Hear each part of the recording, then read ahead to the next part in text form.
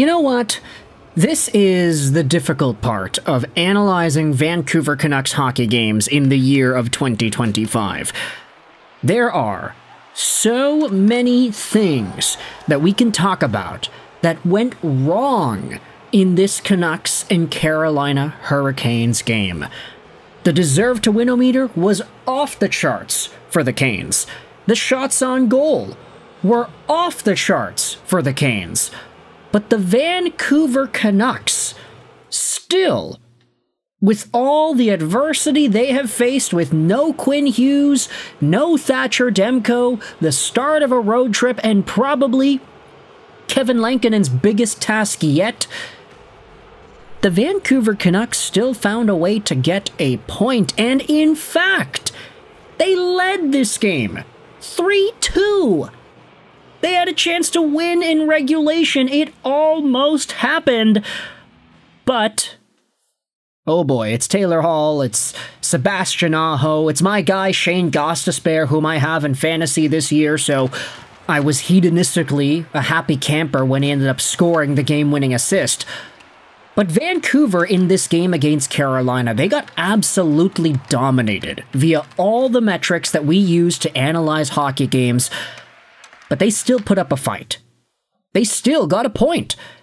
And now, heading into the Florida part of their road trip, they're going to have some momentum, and even though they have lost 3 games in a row now, the Vancouver Canucks are not in the absolute worst spot that they could be in. They're still showing some heart. They're still showing some determination. They've gotten 2 loser points from Colorado and Carolina at this point.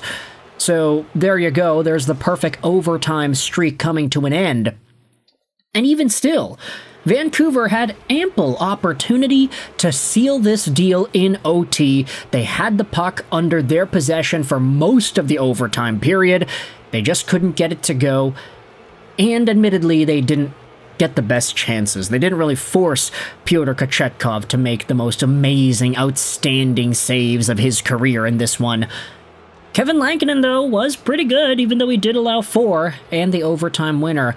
Of course, you don't want to see Kevin Lankinen put up a sub-900 save percentage in any capacity, but for what it's worth and for how many opportunities the Carolina Hurricanes had in this game and just the zone time and the pressure and the offensive momentum that they had for the majority of the third, we can live with it.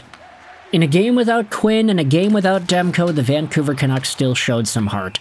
And I think this is the biggest lesson that I'm taking away here. Like, if the Vancouver Canucks keep on losing games, but they are as entertaining as this one was, I honestly don't have much of a problem with that. Playoffs be damned, Jim Rutherford and Aquilini's wishes be damned. This Vancouver Canucks team I don't think is good enough to compete for a playoff spot. But if they lose like this, where they put up a fight and they get some numbers, you see some beautiful Elias Pettersson points, I can live with that. Even then, they can still get Gavin McKenna if they keep on losing, right? So let's dive into this game over here. The opening period starts out with a Max Sasson goal right off the hop. Let's go Max Sasson. That's his 4th goal of the season. It comes 2 minutes into the frame.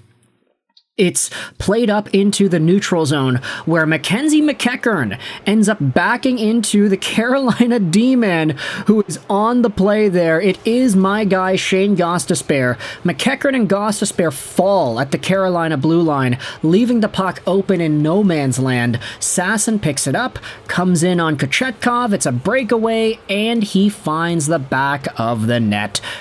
Beautiful play there out of these Abbey guys, because Linus Karlsson also got an assist on that play too. It's a full Abbotsford reunion here for Vancouver.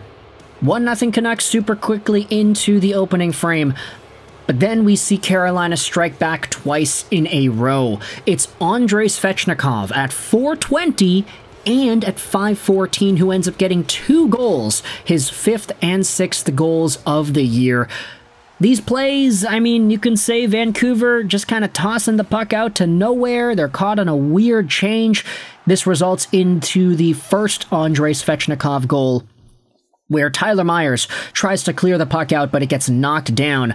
Fancy passing in front from Jarvis to Aho to Svechnikov, and it's in the back of the net. Vancouver just kind of sloppy on the change, sloppy on the clear. You don't want to see that go in.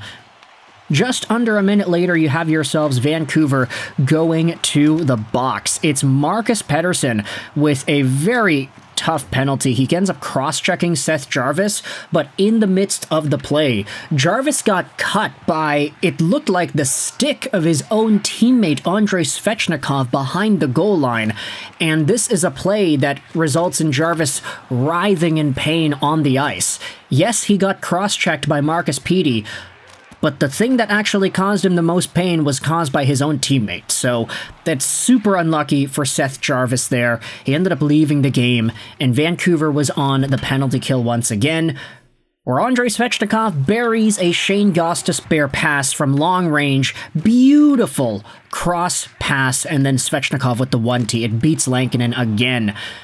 Just a super unfortunate play for the Canucks. They didn't really need to see that penalty get called, but then again, you know, the cross-check is the cross-check. Also, my opponent this week in fantasy has Svechnikov, so I was kind of freaking out about that. I have Gostisbehere, but, yeah, tough matchup, eh?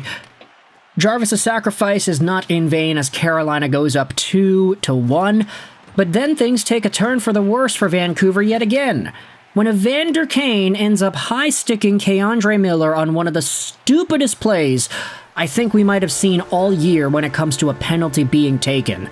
The puck is airborne, K'Andre Miller is skating backwards trying to cradle it down, and Evander Kane is skating forwards trying to pounce at that loose puck. He tries to swat it up, but instead just catches Miller perfectly right on the face there. It is a super funny play to watch. Like, Kane just whacks at him. That's it. Luckily, K'Andre wasn't hurt on the play. He was just kind of like, what the hell, dude?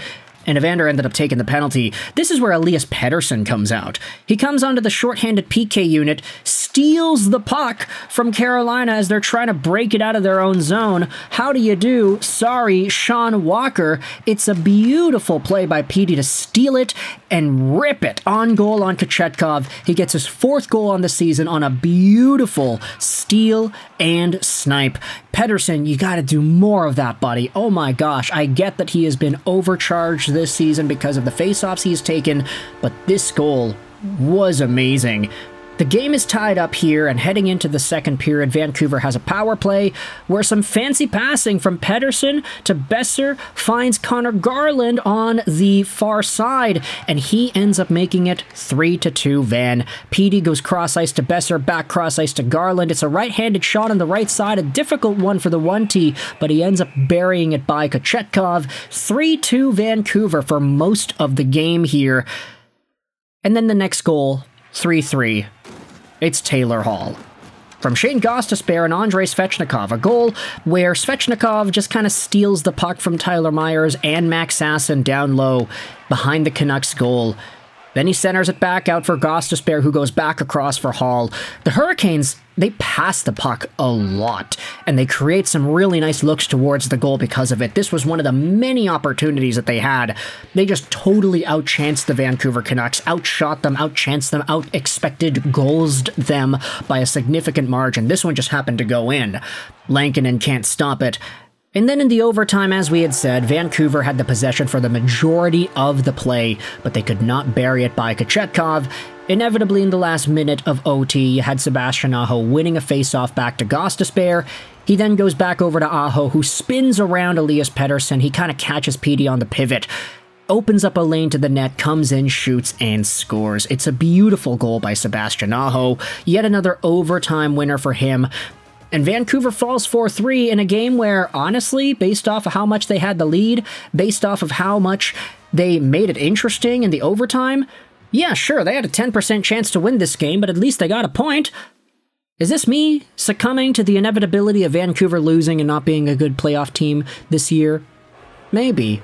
But at the end of the day, I want you to let me know your thoughts in the comments. How did you feel about this hockey game? Vancouver versus Carolina, a 4-3 loss in overtime.